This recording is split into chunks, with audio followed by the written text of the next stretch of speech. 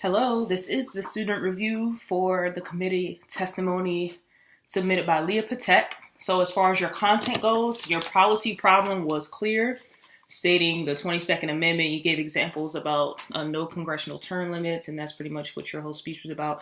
You provided knowledge about the effects of congressional limits versus congressional capacity. So I think your content, it was a very informative speech, and I was not bored listening to it because I was learning something.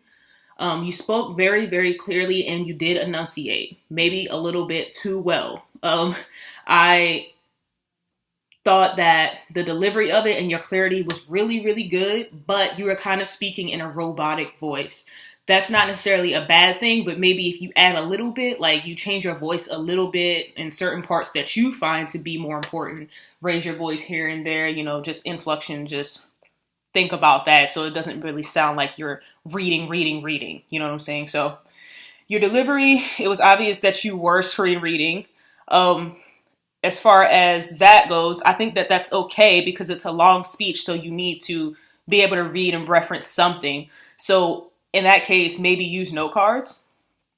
And you don't necessarily have to go word for word because you're not necessarily going to memorize 3,000 words or however long your speech was, but that wasn't a huge problem. It's just something that I noticed. As far as the overall impact of your speech, it was very informative.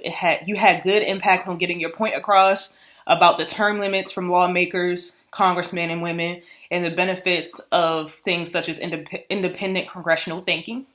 Overall, I was just going to say try to sound like a bit more human and less like coached and add a little bit more emotion. But overall, it was a really, really good speech, and I enjoyed watching it. Thank you so much.